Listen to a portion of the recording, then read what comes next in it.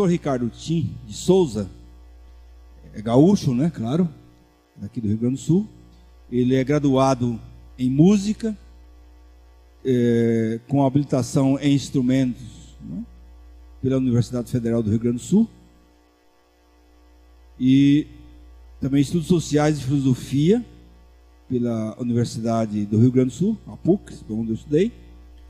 E também cursou mestrado em filosofia pela PUC do Rio Grande do Sul e doutorado em filosofia na Universidade Albert Ludwig, na Alemanha. E atualmente ele é professor titular do PPG de Filosofia. Atualmente ele está atuando como professor em vários programas lá da universidade, ou seja, da PUC, né? Também em filosofia, letras, ciências criminais, coordenador do escritório de ética, é autor de muitas obras, muitos artigos científicos, publicados em muitas revistas especializadas. É do conselho editorial da nossa revista Filosofazer. É também um dos organizadores da obra, né? Alteridade Ética, a obra comemorativa aos 100 anos de nascimento de Levinas. E entre seus livros mais recentes estão, então, A Ética como Fundamento Segundo, Pequeno Tratado de Ética Radical. Pequeno Tratado, é isso aqui, ó. Está aqui na nossa frente. De vermelho aí. E depois tem ainda Além do Medo, Filosofia e Antropologia do Preconceito. Adorno e a Dialética Negativa, Leituras Contemporâneas.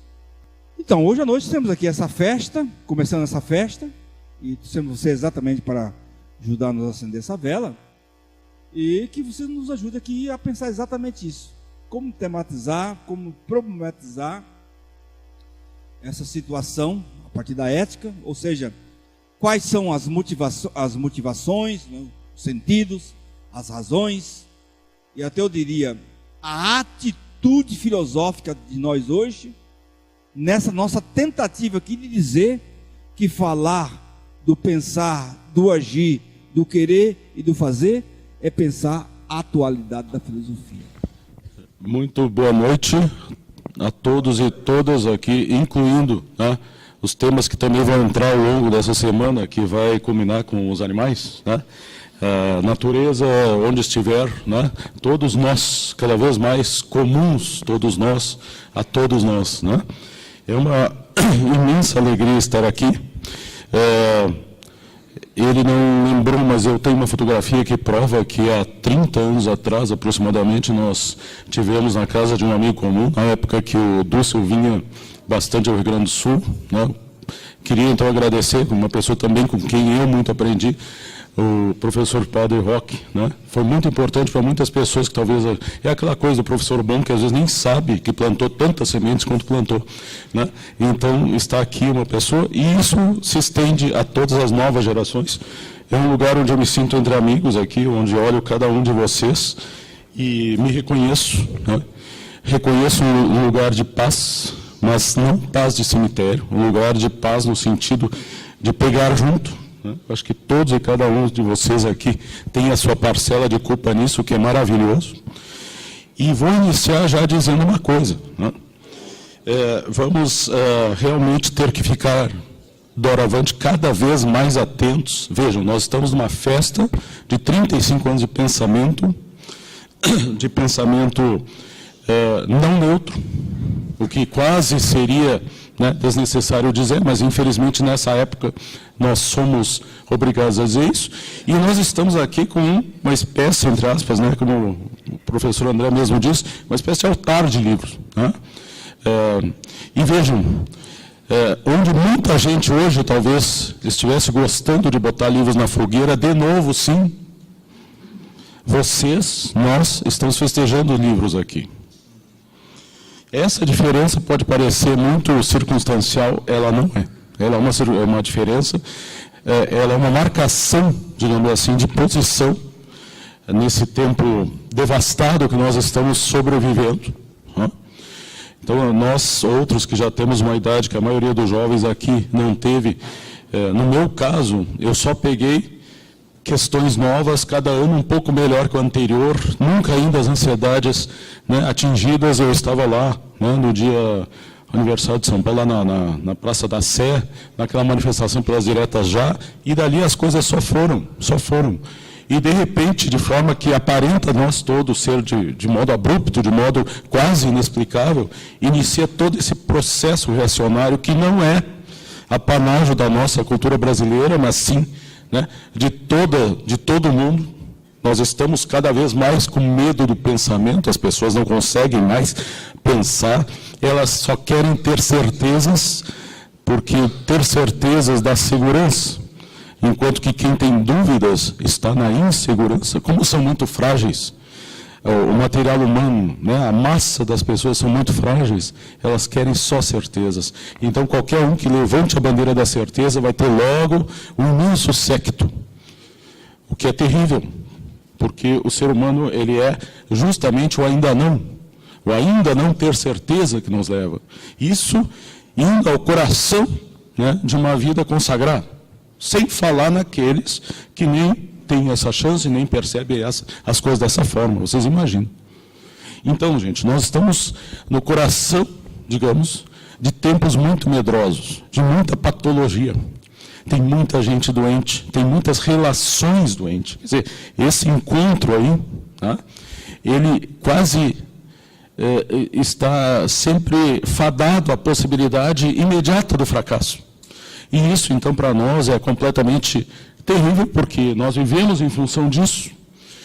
E, portanto, né, temos que festejar que estamos aqui. Os livros não estão atirados aleatoriamente, foram caprichosamente colocados, no sentido de estarem no lugar central, porque, afinal de contas, isso também é o nosso testamento para o futuro. Né?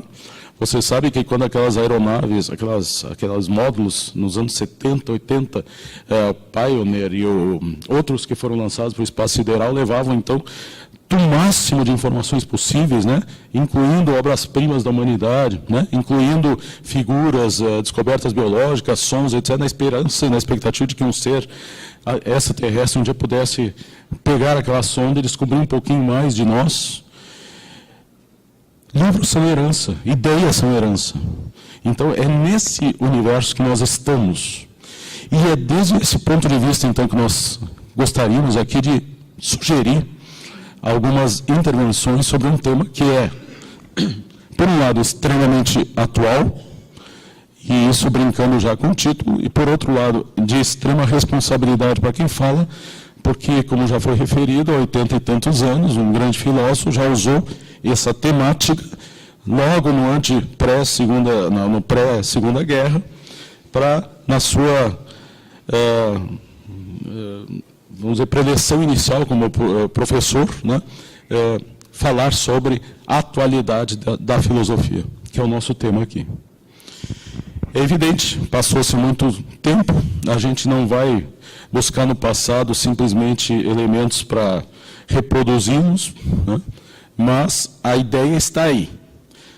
Tem a filosofia atualidade, e em eu tendo, que atualidade é essa?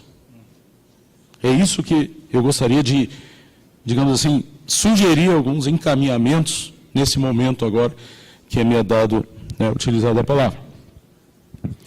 A primeira pergunta, a obviedade é que sim, mas nós temos que entender por que há essa necessidade. Desculpe, a minha voz está realmente completamente ruim, então eu vou às vezes pronunciar coisas, não é mise-en-scène para a câmera, mas é simplesmente uma impossibilidade de falar mais alto. Tá?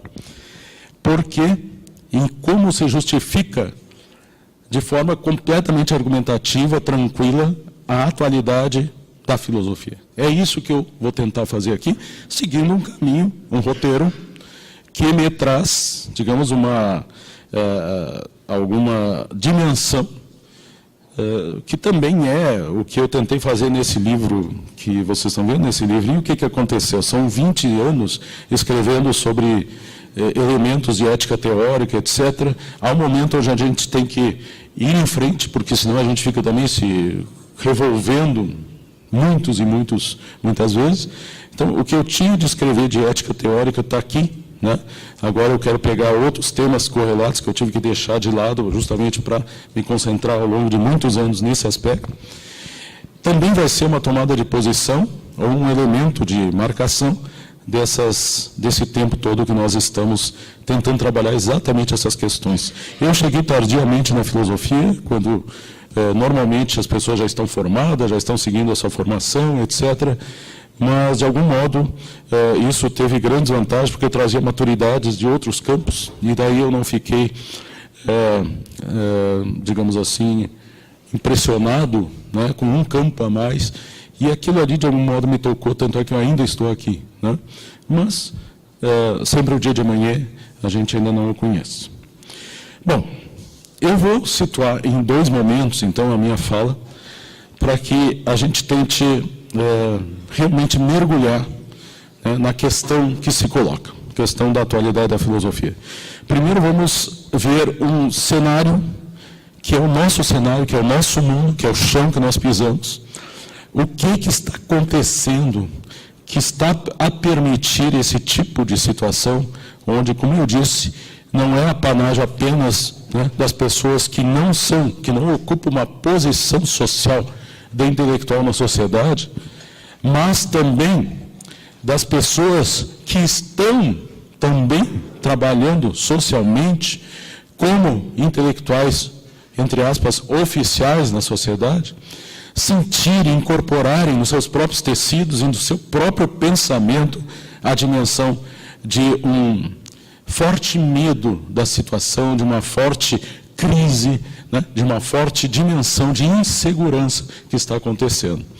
Está ocorrendo simultaneamente a esse evento, né, também ao Encontro Nacional da Associação Nacional de Pós-Graduação em Filosofia. Lá temos, então, milhares de pessoas que estão em Aracaju nesse momento, discutindo os temas mais diversos. E eu tenho informações, isso são questões óbvias. Eu sei que tem pessoas lá, num seminário de filosofia, que aprova o que está acontecendo. Eu não estou falando num seminário de pessoas que começaram ontem, mas num seminário, né, de professores de pós-graduação, de estudantes de pós-graduação, doutorandos, mestrandos, de graduandos. Ou seja, tem alguma coisa muito estranha. Será que as pessoas não conseguem mais perceber o que se dá à frente delas? Ou elas são tão interessadas, né, ou elas também são interessadas em alguma coisa semelhante a isso? Eis uma questão importante, porque se nós não a entendermos, nós estaremos reproduzindo as condições que levaram a isso. Que uma pessoa que mora ali na frente, que talvez assista, como se diz, né, a Rede Globo é uma espécie de, transformou o Brasil em uma espécie de Coreia do Norte de direita, porque, afinal de contas, com exceção daqui onde a gente está, né, está continuamente aquilo. Né, vai do último boteco, na última esquina, até o hotel de luxo. Né? Eu estive recentemente num evento em Brasília, que era um evento acadêmico, que estava num hotel lá, onde a gente entrava no quarto, já estava ligado à televisão. A dificuldade era desligar, porque não tinha, era só o controle da net. Para eles era inconcebível que alguém pudesse entrar num quarto e não ligasse a televisão. Chegava no restaurante do café da manhã, era aquela onisciência, assim como aqui, com os microfones, uma televisãozinha ali, mas o importante era ouvir as reportagens, né, iniciais do dia pela TV Globo, e depois a mulher do papagaio, aquela que eu sempre esqueço o nome, o papagaio dando suas opiniões, os seus pitacos, Ana Braga, com todo respeito, né? É o trabalho dela, mas por favor, né? Quer dizer, o Brasil pegando fogo, situações aí, e o papagaio dando sugestões, né, culinárias. Então fica uma coisa bem complicada entender esse processo. Existe um excesso de vozes falando. O Elias Canetti, o grande escritor Elias Canetti, Prêmio Nobel de 1981, numa das seus volumes autobiográficos, o título original é de Fakel in Ohr, que seria um archote no ouvido, na orelha. Mas o tradutor brasileiro foi muito feliz, porque a palavra archote para nós, ela lembra uma coisa muito específica, e traduziu por uma luz no meu ouvido. Nós não estamos em tempos sombrios, gente. Nós estamos em tempos ofuscados, deslumbrados. Nós somos penetrados de luz por todos os lados, as ideias todas estão prontas. Nós estamos num supermercado existencial onde existem ideias para tudo. Eu, esses dias, entrei numa grande livraria em Porto Alegre, das maiores redes que tem no Brasil, e queria um exemplar, fora aquele bom exemplar, etc., da LPM, do Hamlet de Shakespeare. Afinal, Shakespeare está fazendo 400 anos esse ano. Nós temos 17 traduções em português. Não tinha nenhuma, fora os pockets da LPM. São muito bons, mas eu não queria um pocket, eu queria uma bilíngue. E aí, a pessoa que atendia, inclusive, era uma estudante de ensino superior, uma pessoa da área de humanidades. E ela me disse, as pessoas na livraria, o princípio é o seguinte, pessoal de humanas só compra pela internet, então não adianta botar aí, imagina, mas essas coisas aí da Manipolite, e essa aí estava lotado, aquele setor, aquilo ali estava lotado, estava completamente cheio. Na parte da filosofia tinha do direito, das ciências sociais, etc. Ou seja, há um excesso de luz, há um excesso de uma dimensão primitiva se pondo no lugar do pensamento. Pensem bem, gente, eu não falei aqui de um autor de 20 anos atrás, ou que fez fama nos últimos 10 anos, não, estou falando de William Shakespeare. A livraria não tinha à disposição, entre centenas e milhares de livros, um outro exemplar traduzido em português da obra Hamlet, de Shakespeare. Mas tinha todos os volumes que vocês possam imaginar de indústria cultural. Todos, sem exceção. Eu tive uma aventura, e aqui só narro isso aí, porque aí, quando a gente narra anedoticamente, a coisa nunca desaparece da mente, por isso que eu faço isso. Eu quase fui soterrado uma vez pelos tons de cinza, porque eu esbarrei numa pilha imensa de tons de cinza, dos 50 tons que estavam chegando, e eles caíram. Teve que mobilizar 3 ou 4, isso já não foi nessa livraria, foi numa outra circunstância. Não é o Platão, não é o Shakespeare que soterra a gente, são os tons de cinza. Claro, uma literatura interessante para quem aprecia. Agora, por favor, eu estou falando um fato objetivo, não é uma elucubração, é um fato anedótico, mas é um fato real. Gente, nós estamos na era do não pensamento. Essa é a síntese que nós estamos. Pensar dói. Aliás, isso está escrito no início do livro que o professor Suzin, o professor, o colega também, o Zampieri, Gilmar, escreveram que vai ser lançado aqui. Pensar a dor é necessário, mas pensar dói. Pensar a dor é necessário, mas pensar dói. Olha que beleza, numa pequena frase, dizer tanto, Pensar dói, sim. Quer dizer, pensar é ir além do prêt-à-porter, é ir além do supermercado das ideias, onde todas estão prontas. Eu escolho entre esse grupo aqui uma que me agrada. É esse o momento que nós estamos vivendo. Nós estamos num momento onde pensar se tornou não só perigoso, como se tornou, digamos assim, incômodo. Incômodo sempre foi, aliás, mas agora se tornou objetivamente incômodo.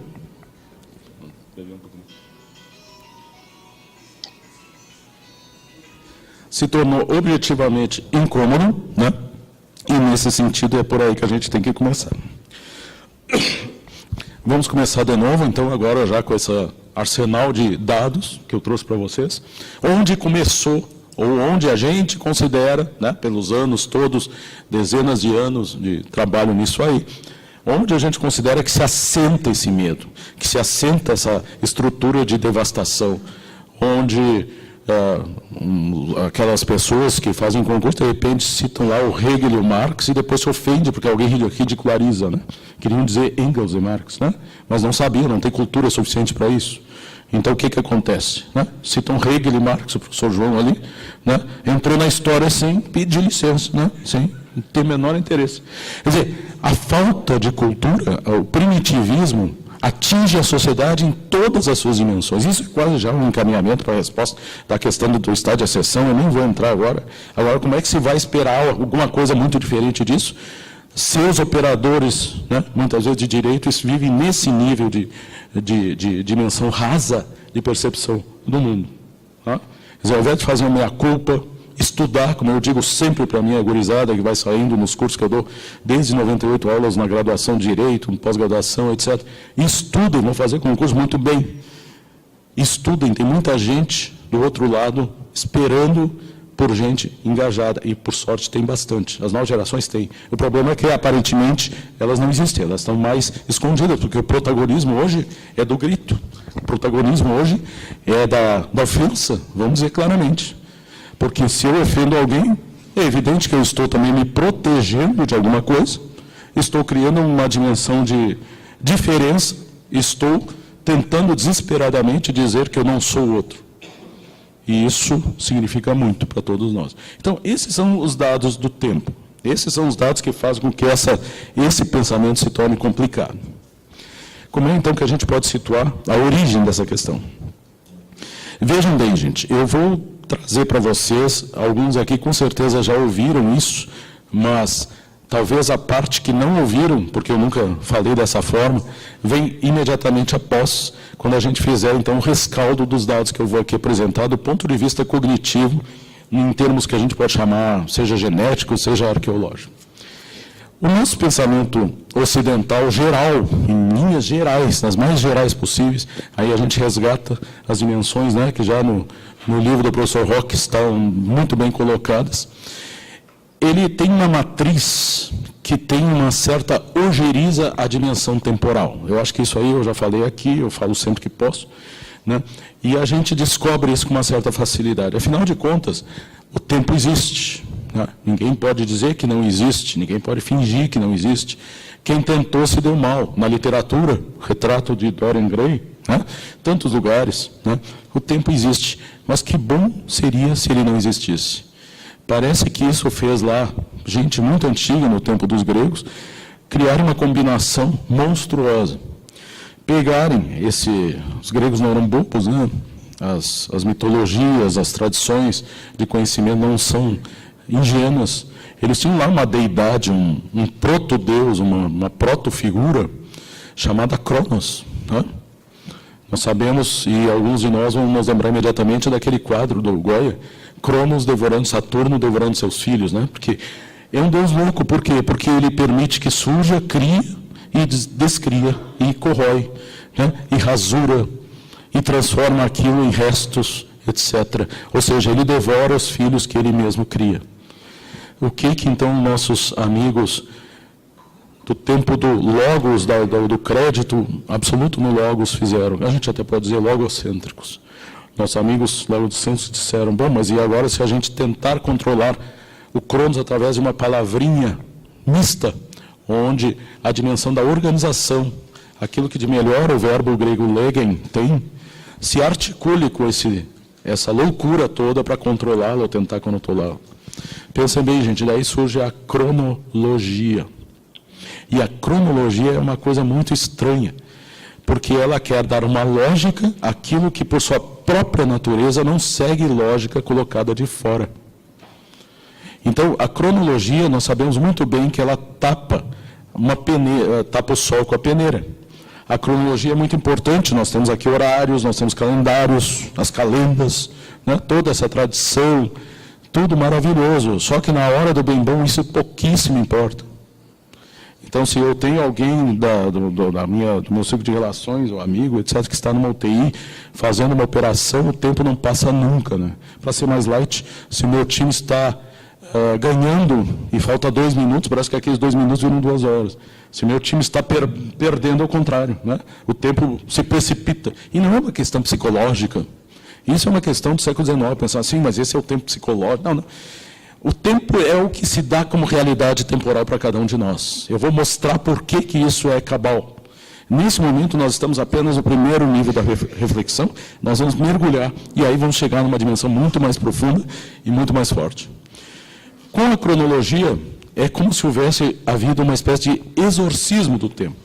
Né? Então, bom, se eu tenho essas dimensões arbitrárias que são criadas. Até os meus 17 anos e 364 dias, eu não posso fazer grandes coisas, nada. Com 18 anos, eu sou livre, de uma hora para outra, né, para fazer. Quer dizer, todas as ciências humanas aplicadas tiveram que utilizar isso. Né? Até os 59 anos, 364 dias, eu sou considerado de meia-idade. Com 60 anos, eu sou idoso. Entra o Estatuto do Idoso, coisas desse tipo. Funciona. Mas nós sabemos muito bem que funciona numa pretensão de normalidade. que o tempo real é aquele outro tempo que se move em outra dimensão, que nos move. Eu quero chegar ao ponto de dizer em que sentido e em que radicalidade ele nos move. E com isso eu vou repetir alguns exemplos, inclusive, que eu já dei aqui, para poder articulá-los com essa outra dimensão, onde a gente quer falar exatamente no conteúdo próprio da palavra esperança, no tempo filosófico. Bom, a primeira questão que eu gostaria de colocar para vocês, e é uma questão que eu coloco, vamos dizer assim, urbe et orbi, quando tenho oportunidade de falar para um público que é, em princípio, iniciado, e mesmo quando é um público de leigos, é uma provocação filosófica, mas que filosoficamente se sustenta. Vocês sabem que escolas pensando o tempo desde a tradição mítica, histórica, filosófica, teológica, né, existem inumeráveis. Mas agora vamos pegar um modelo, né, e a partir desse modelo vamos ver o que sobra, para falar com o Agamben, né, o que resta para nós depois da demolição de uma ilusão que nós podemos ter. Que ilusão seria essa, gente? Que ilusão as gerações viveram? Talvez nós mesmo tenhamos vivido. Que ilusão é essa onde a gente mergulhou de cabeça e agora que ela está se desfazendo, nós estamos preocupados, nós estamos inquietos, inseguros, né? Muito em crise. Que ilusão é essa? A grande ilusão, com perdão do Renoir, né? A grande ilusão, é pensar que nós podemos pensar o tempo. Vocês lembram lá do Santo Agostinho, né? O Santo Agostinho é típico para dar esse exemplo. Se ninguém me pergunta o que é tempo, eu sei, mas quando me perguntam, eu já não sei. Ele era muito sincero, não tinha por que ele inventar uma história. Mas 400, 500, 600, 1.700 anos depois, tem gente na filosofia que se arvora a pensar o tempo. E cria escolas filosóficas para pensar o tempo. Uma vez eu tinha uma mesa de pós-graduação, um estudante de uma área diferente. Ele disse, bom, na nossa escola existem 3 tempos. O tempo mesmo, o tempo que nós pensamos, e não sei o que. Não precisava o terceiro. Se eu definir o que é o tempo mesmo, observem a falácia. Então, ele não é um tempo que nós não pensamos, mas sim um tempo que nós já pensamos. Não é verdade? Então, como é que tu vai distinguir 2 de 3? Ou 1 de 2? Vejam, são artimanhas de um estilo de razão que acredita profundamente na cronologia e que é possível pensar o tempo. Como eu sei que aqui tem muitos teólogos, né? Vocês sabem que o tempo na teologia ou é qualitativo ou não existe, não faz sentido. Na filosofia, se tentou muito exorcizar o tempo, porque o tempo é apavorante. Eu olho uma foto minha de 20 anos, daí atrás, depois olho de 10 anos, de 5, olho de agora, e fico imaginando que não. Vocês viram a hesitação dele? Eu participei, daí ele ia dizer 40, daí ele ia dizer 50 anos, que é a data, mas ele resolveu ser modesto em termos temporais e disse, não, 40 anos está bom, quase que tu disse isso, quase, né? Eu ouvi quase tu dizer isso aí. Eu quase ouvi, entrou uma luz no meu ouvido que mais ou menos disse assim, 40 está bom, afinal eu quero descansar também, né? Descansar fazendo outras atividades. Nos 40 eu ainda estou aqui, né, André? Então, veja, qual é o problema, gente? É que ele estava justamente, né, lidando com o imponderável. Por quê? Porque a prudência mental, a prudência no intelecto. O intelecto, né, é uma outra virtude antiga, prudência. Né? Ele tem que ser prudente. Ele não pode sair imprudentemente, né, dizendo coisas sem se dar conta das suas contradições. Então, para quebrar uma contradição, que é a coisa mais óbvia, e que a gente nunca normalmente percebe, porque nós somos criados dentro dessa lógica, e essa é a lógica que nós conhecemos, vamos partir de um enunciado, não é um enunciado, de uma simples asserção. E eu diria essa asserção da seguinte forma: é impossível pensar algo fora da presença. E isso, eu estou aqui numa escola de filosofia dizendo isso. É impossível, ou seja, não é possível. Tá? Entendamos bem, não há nenhuma palavra aqui que está sendo que está resvalando. Tudo está completamente bem pensado para dizer essa asserção. É impossível pensarmos algo fora da presença. O que se pensar se chama? E eu não estou falando, vocês por óbvio já localizaram que eu uso aqui a fenomenologia na tradição, da tradição mesmo, né, no sentido de intencionalidade pensada, mas eu quero ir muito adiante, eu quero ir muito além disso. Então, para ir além disso, eu tenho que fazer um exercício empírico e ver se essa ideia, né, não é falseável. Vamos ser aqui popperianos, com toda a desculpa a todo mundo aí. Vamos ver se dá para falsificar esse enunciado. Para falsificar não, para falsear, para mostrar que é falso, que é falível, né? A gente está com uma ideia. Então, nós estamos lá com a ideia. Eu penso que aqueles que tiveram o privilégio de estar em Santo Ângelo naquele dia, lembram daquele momento, né, daquele brainstorm, daquela situação. Vamos criar um Instituto de Filosofia, né? Vamos criar o momento onde vai ser a semente que vai se desenvolver. Então, vamos imaginar uma pessoa que esteja na plateia que esteja pensando isso. Maravilha. Isso é pensar o passado? Num primeiro nível, sim. É óbvio. Só que a filosofia, como eu sempre digo, é inimiga mortal da obviedade. Se é óbvio, é que porque talvez não seja tão óbvio. Por que não é tão óbvio, gente? Quando eu, e vamos supor aqui, né, que eu, hipoteticamente, estive naquela reunião, há 36 anos atrás, hipótese, me coloco naquela situação de estarmos pensando no IFIB, o que eu estou fazendo? Eu estou pensando o passado, no sentido lato é óbvio, mas nós estamos no Instituto de Filosofia, portanto nós temos que ir à frente. Em sentido estrito, o que eu vejo de mim lá em Santo Ângelo, né, 1980, 81? O que eu vejo? Eu vejo um passado ou eu vejo uma presença? Eu só consigo pensar a minha presença em 1981, em Santo Ângelo, pensando a criação do Instituto de Filosofia. E aí vem o pior, porque é um escorpião. O mais ameaçador não é essas garras que está agarrando a gente. É o veneno que está lá na cauda e que ele vira com rapidez e pica. E ainda por cima, que é o ainda por cima. E o ainda por cima é que eu estou narrando esse fato aqui para vocês, eu não só não consigo e não estou pensando o passado, mas sim o presente que aconteceu naquele passado, esse sim, elucubrado, mas eu estou trazendo a presença de vocês, o presente daquilo que lá aconteceu. Ou seja, eu estou reduplicando a presença. É muito estranho, eu sei que é muito estranho, mas a filosofia, se não fosse estranha, não tinha graça, né? Não é mais estranho do que pensar o tempo como categoria a priori, como Kant faz. É estranho, sim. Nós pensamos que estamos pensando no passado e, na verdade, nós estamos trazendo esse passado com uma certa violência ao presente e aplicando a ele ainda a moldura da presença. Então, nós estamos aqui mentalizando aquele grupo de pessoas em Santo Ângelo, né, pensando a criação de FIB aqui e agora, como se fosse no passado. E ainda oferecido via interlinguagem, via relação a todos que nem nascidos eram naquela época, para que saibam dessa história. E agora vamos pensar o contrário, ou melhor, já que estamos tão acostumados com a ideia de linha de tempo, vamos pensar o futuro, que é o teu caso ali. Né? Quer dizer, o que é, e agora eu vou te usar como cobaia, André, tá? O que é o André pensando no futuro, daqui a 5 anos, 40 anos do IFIB? Isso aí é pensar no futuro, lato sensu, óbvio. Ele está projetando um futuro. Agora vamos chegar a escavar um pouquinho mais, aquilo que são os alicerces, não aquilo que é o visível.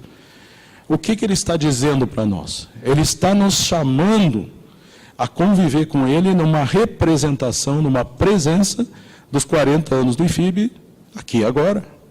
Senão não seria possível falar sobre ele. Não é? Nenhum de nós viveu essa época, é totalmente impossível do ponto de vista que nós não temos máquinas do tempo, mas todos nós somos capazes de nos representarmos nesse 40º aniversário do IFIB na presença dos acontecimentos. com mais flores, mais livros, mais gente, etc. Estamos pensando no futuro?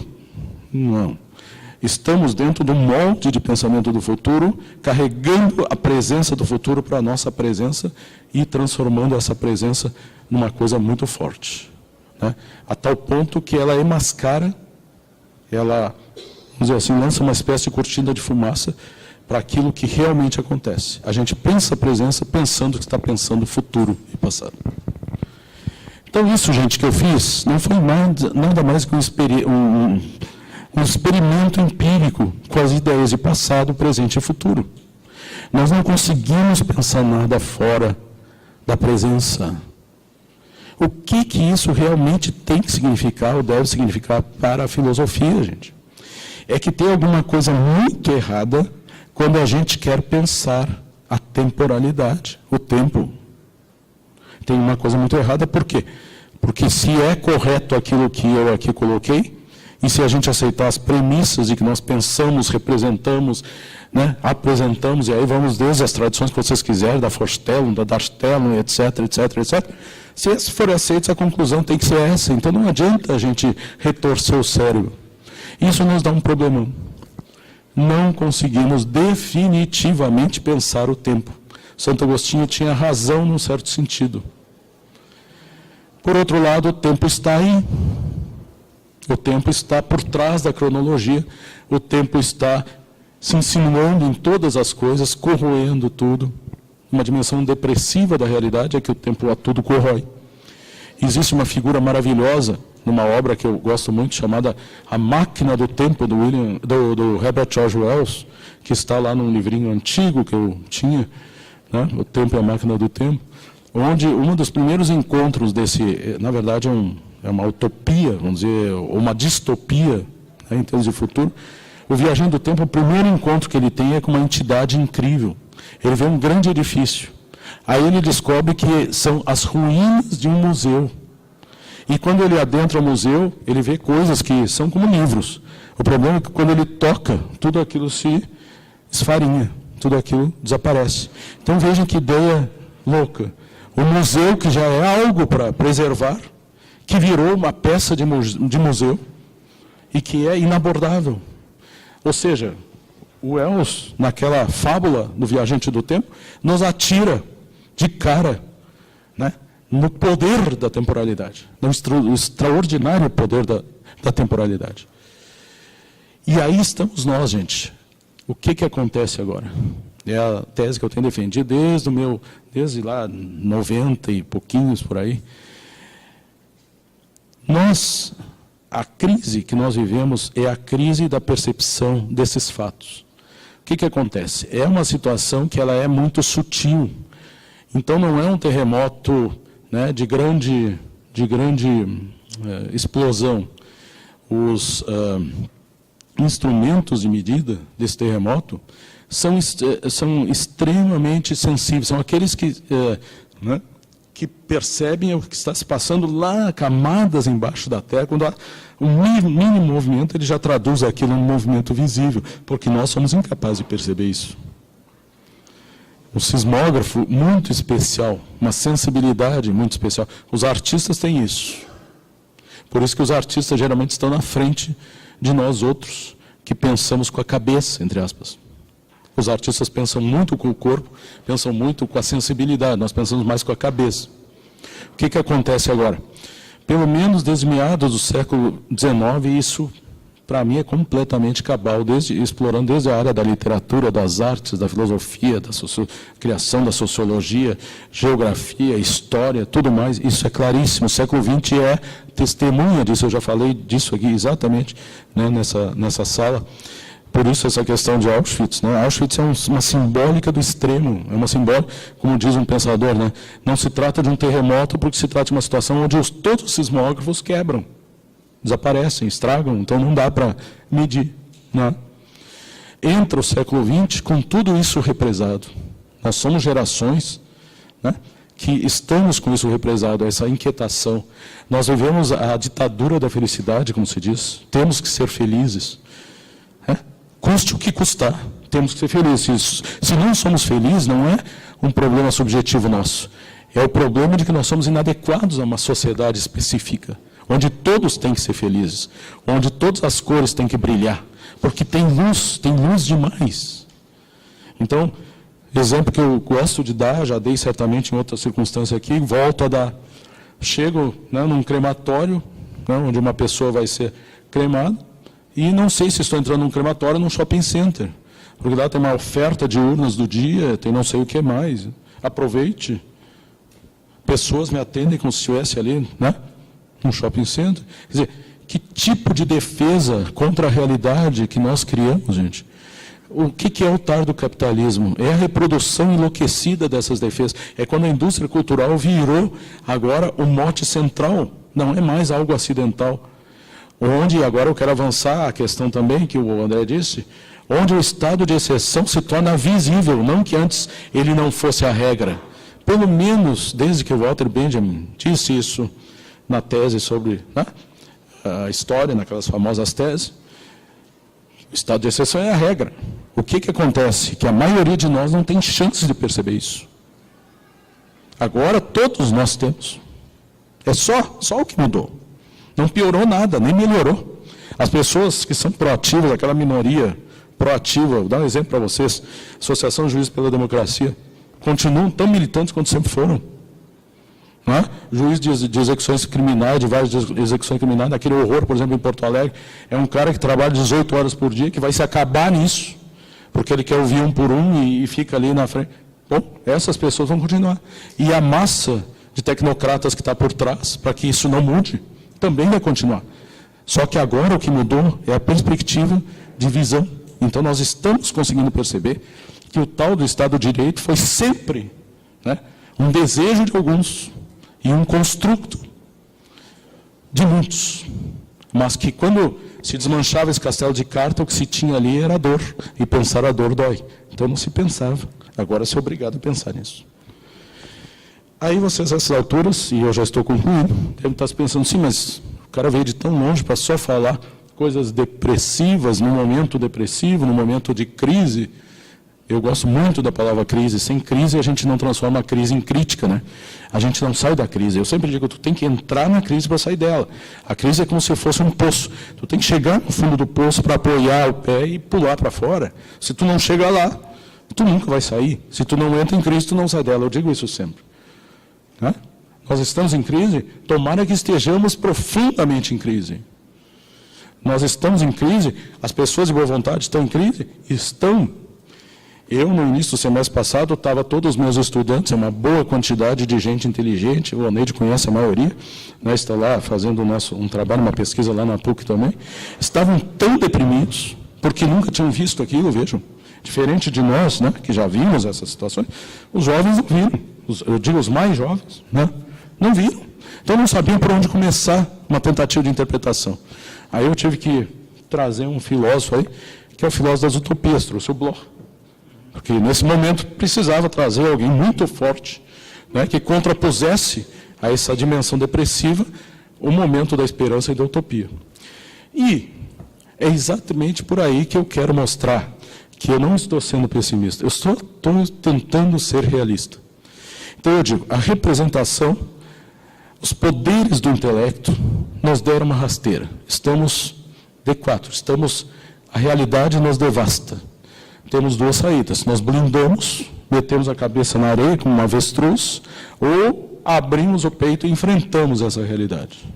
Cada vez mais somos conclamados a essa segunda opção. E não achar defesas, né, ou lógicas, alhures lá, nos mecanismos de Estado, nos mecanismos da tecnocracia, ou na ciência, né, para que se coloque no nosso lugar e seja um escudo. Não. Hoje, cada homem, cada mulher, cada pessoa de boa vontade é tudo aquilo que nós precisamos. E agora, então, eu quero inverter o sentido, né, a direção do que eu estava falando. Eu falei em vários sentidos, sentido sócio-histórico, no sentido de percepção, no sentido simbólico, no sentido filosófico, razões para nós entrarmos em crise, perceber que nós acreditamos em quimeras durante muitos anos, que nós conseguiríamos manipular tudo, ou pelo menos que nós conseguiríamos manipular tudo em nome de um bem de alguma coisa, quando na verdade a gente sabe que essas manipulações, 99,999%, são para interesses bem específicos que acontecem, né? Então não se trata de a ciência ser boa por si. A ciência não está nas nossas mãos, ela está na mão de tecnocratas muito bem pagos para descobrir coisas, né? A indústria de remédios tem que inventar remédios para vender, mas ela tem que inventar doenças para que esse remédio possa ser vendidos. Então, não cabe mais a ingenuidade, não cabe mais. Então, é esse o momento que nós estamos, e é daí então, que nós vamos dar o nosso salto mortal para irmos para uma outra dimensão. Observe. É verdade, então, que não somos capazes de pensar o tempo e a temporalidade. Muito antes começamos a tomar consciência de que a temporalidade, o tempo, é que nos pensa, que nos carrega, que nos carreia, que nos leva, que é como uma espécie assim de quase tsunami, né, que invade o lugar aparentemente tranquilo e sólido que nós estamos e vai nos levando à frente. Nos leva à frente. Nos leva ao ainda não, né? Diz que o ainda não ainda é ainda não. Eu acho que isso seria muito importante. Mostra isso de forma cabal, antes que a gente tenha tempo de representar e transformar pelas nossas engrenagens mentais em alguma coisa dominável, estamos sendo carregados pela própria temporalidade. E agora vocês vão dizer, tá, muito bonito, mas onde é que vem a esperança e a temporalidade? Porque afinal, essas são as duas palavras que eu quero usar, gente. Há uma promessa aqui de encontro entre as duas. Primeiro, rapidão, trabalhando a questão da temporalidade. Temporalidade, gente, não é alguma coisa também que surja do nosso espírito pela boa vontade que nós tenhamos. Temporalidade é a dimensão mais empírica que pode existir. E observem bem, quando eu digo empírico, eu estou trabalhando também em termos completamente filosóficos. E aí a gente tem que usar sempre as dimensões, né? A maneira mais fácil de se ver com esses termos é usar elementos, vamos dizer, da biologia, etc. Né? Então, observe o seguinte. Se alguém vai lá abrir um cadáver para fazer, digamos, nas suas aulas de anatomia, algum curso das biologias, das biomédicas, né? O que ele vai ter lá? Vai ter o cadáver de alguém, né? Não tem um nome aquele cadáver, né? O corpo de João, de Zezinho, está sendo velado na Assembleia, qualquer coisa desse tipo. Né? Então, é um corpo que está ali. E aí a gente tem que fazer o quê? A partir de um corpo morto, pensar as dimensões vitais que ali estão, digamos assim, simbolizadas, representadas, etc. Muito bem, é isso que se faz desde os tempos antigos. Todos nós aqui temos a ideia, e se lembra agora das lições de anatomia do Dr. Tupi, lá do Rembrandt, né? Ele mostrando como é que funcionava, né? O cadáver está ali, os estudantes todos olhando como é que o sangue finalmente andava para lá e para cá. A questão é que o corpo humano, e vamos pegar agora o corpo humano, é tudo menos um conjunto de tecidos, de órgãos, não sei o quê, menos a descrição que a gente queira dar. Essa descrição vale? Vale. Vale para um estudante passar numa prova, vale para poder escrever um livro de anatomia, de citologia, de medicina interna, qualquer livro de medicina, por exemplo. Só não vale para o encontro, por exemplo, entre o cuidador de saúde e uma pessoa. A pessoa não é nada. Não tem absolutamente nada a ver com um conjunto de tecidos. E se um médico, por exemplo, pensa isso, ele está completamente fora da casinha, mas ele não sabe. O que nós somos, gente? Do ponto de vista mais essencial da nossa essência, e tirando da palavra essência as dimensões, digamos, que nós aprendemos a desgostar. Nós somos essencialmente temporalidade em termos de expectativas. Agora vocês têm todo o direito, porque isso é uma ideia que soa completamente extravagante no primeiro momento, de dizer exemplos. Já que trouxe coisas empíricas e não ficou falando no jargão da filosofia com categorias, quero exemplos. Dou todos agora, quantos quiserem. Vamos começar pelo meu corpo. O que eu tenho, né? Essa mão aqui, o que ela é? Aí alguém, um anatomista aqui, corta a mão e diz, bom, é um conjunto diferenciado que tem o polegar opositor, lembram nas aulas de antropologia, e que por isso desenvolveu capacidades que talvez os outros pré-humanos não desenvolveram, etc, etc, etc, etc, etc, e faz uma descrição até o nível atômico da minha mão. Agora vem a pergunta, aquela pergunta do alicerce, não do que a gente vê. Uma mão que não é uma mão funcional, se essa mão aqui fica anquilosada completamente, ela é uma mão? Num certo sentido, sim. No outro sentido, não. E por que não é? Porque a mão não é um conjunto diferenciado, etc, etc, etc. Ela é isso, mas ela é também uma coisa completamente diferente. Ela é a expectativa de ter tempo de, por exemplo, segurar esse copo. A mão é uma expectativa de ter o tempo de chegar. Observem, não há imediatez. A imediatez é um devaneio racional.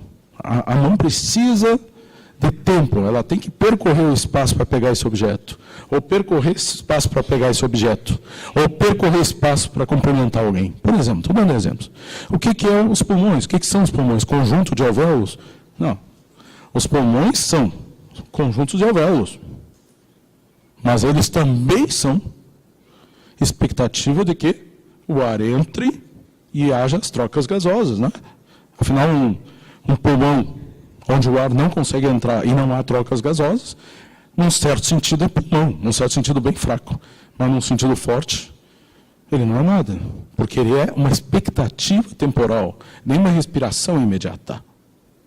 E cada órgão, gente, observe o olho. O olho é a expectativa de que a luz entre e reflita na retina, impressione o nervo óptico que leva a eletricidade para o cérebro, que processa aquilo então que nós vamos chamar de visão.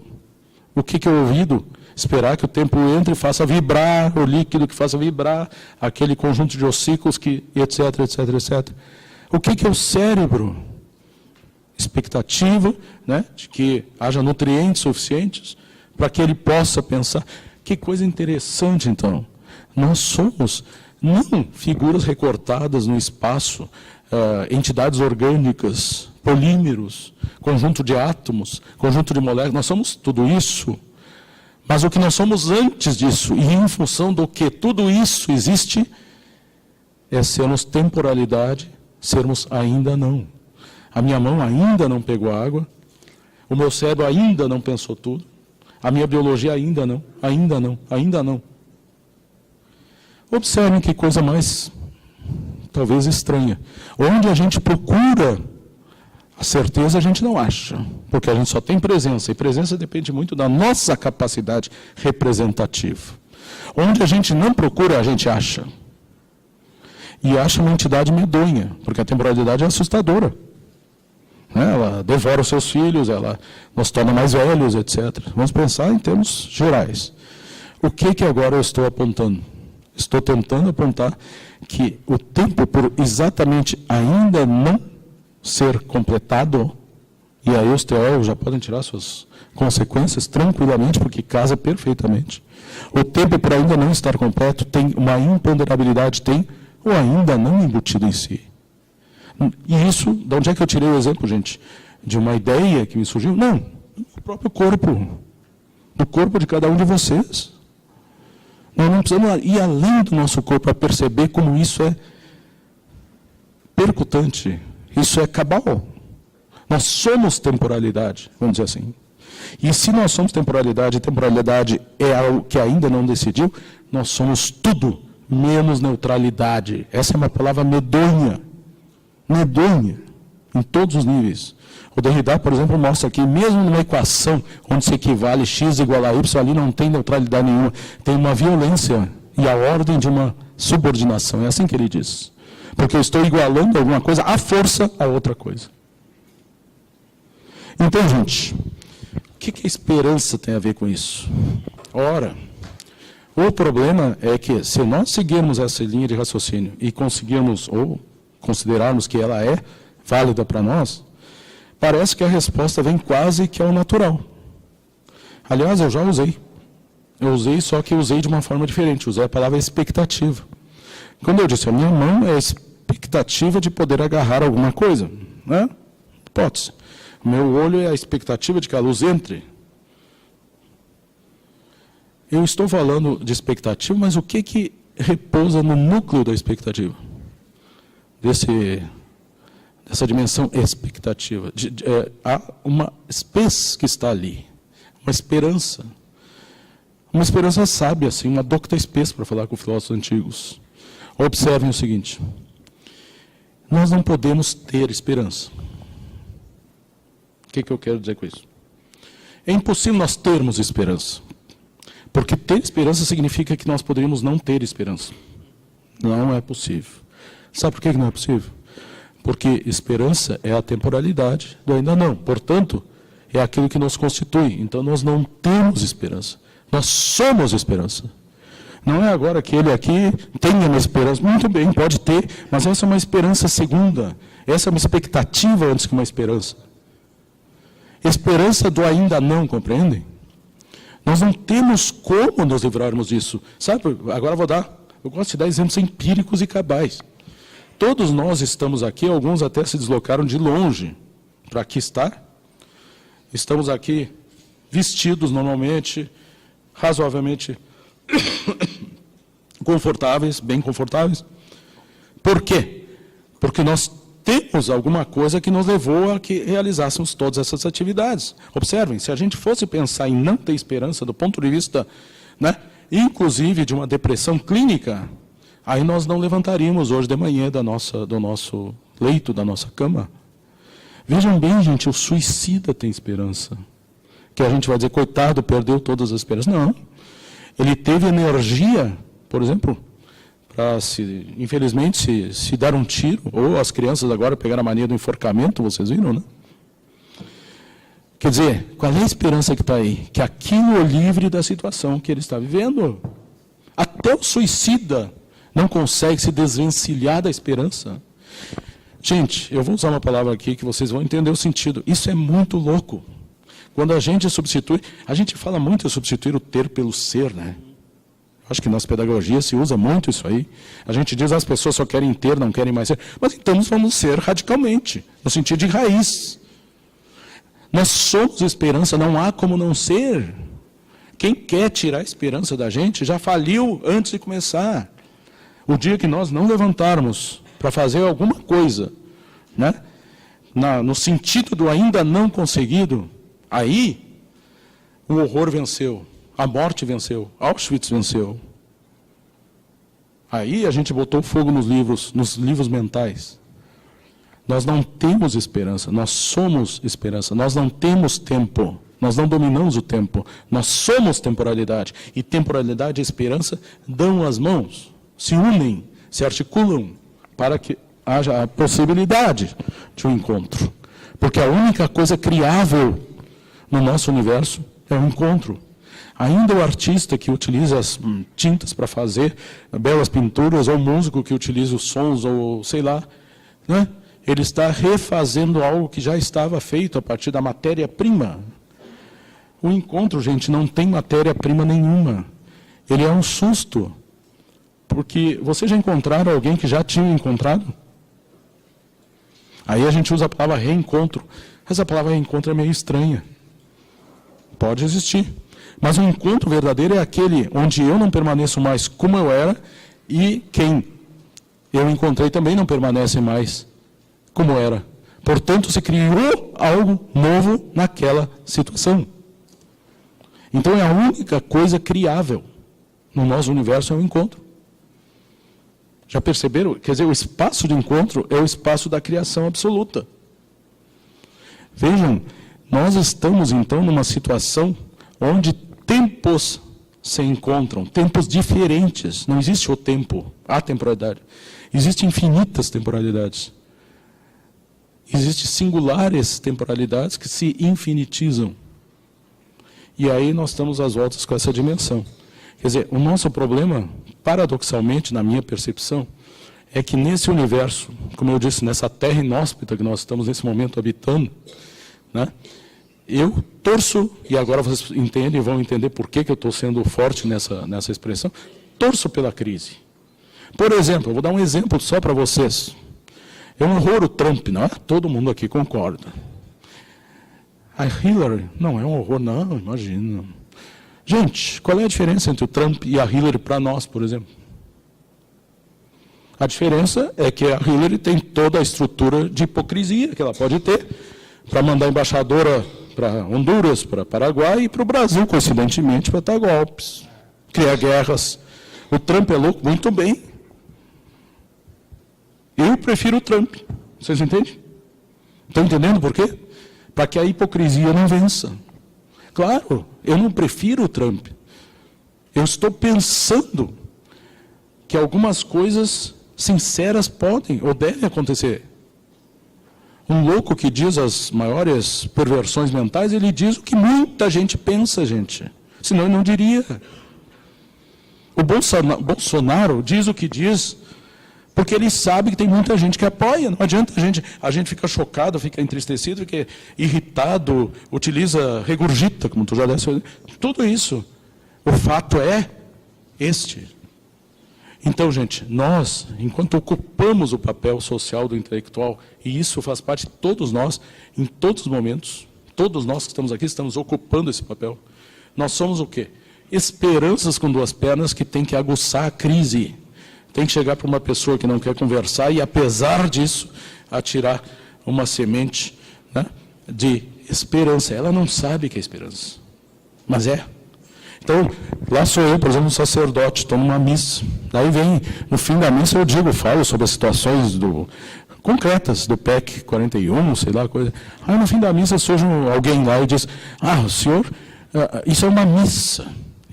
As pessoas vêm para cá para ter os consolos da religião. O senhor não tem que trazer as suas ideologias para cá.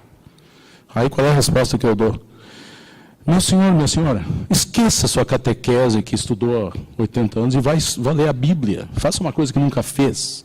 E me mostre onde é que lá na Bíblia tem paz dos cemitérios, que já não esteja sendo preparado alguma coisa diferente. Os momentos mais deprimentes, por exemplo, né, da Bíblia, são aqueles momentos onde parece que a energia escapou e de repente surge uma coisa diferente. Vamos ver aí as palavras, o que está na Bíblia é tão simples. Tem traduções, tem milhares de traduções.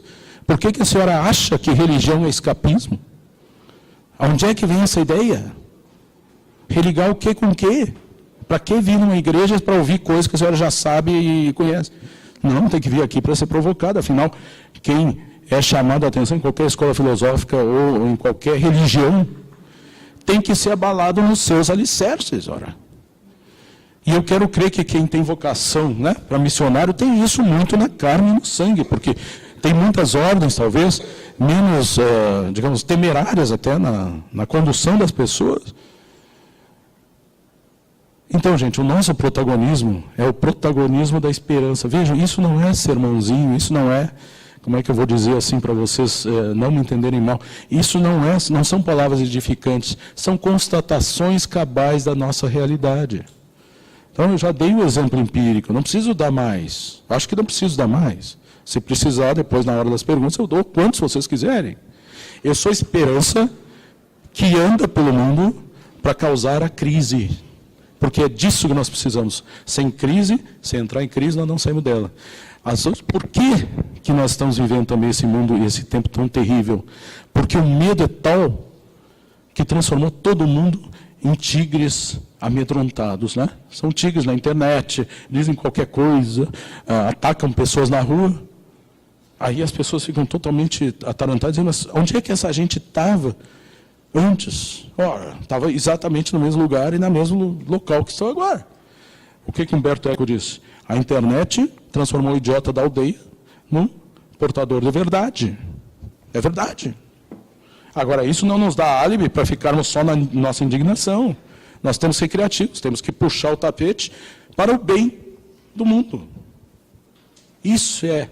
E agora, desculpem, né, vou usar aqui para concluir, uma expressão teológica que eu gosto muito, é o sal terra. É o sal da terra, é isso. É aquilo que faz a diferença naquele momento, naquele buraquinho, porque é esperança. Não tem esperança. Se vocês tentarem convencer alguém a ter esperança, começaram mal. Não, sejam só quem vocês são.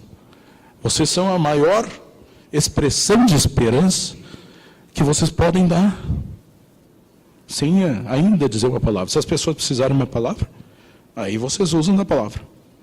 É claro, gente, eu falei aqui para um nível, né, bem elevado de capacidade intelectual, então, que não só intelectual, mas do ponto de vista de formação, de erudição, claro que talvez a pessoa ali no meio da rua não entenda isso de saída, mas as vísceras dela vão entender.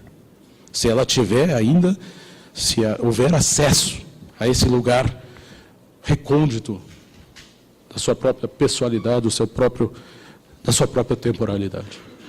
Esperando não haver cansado muito vocês, eu não trouxe nada aqui, né, que possa ser confundido, pelo menos não foi a minha intenção, com algum discurso edificante. Eu só trouxe alguns elementos a mais para nós não lembrarmos de grandes realidades, de grandes fatos, que não nos permitem não ser o que nós somos.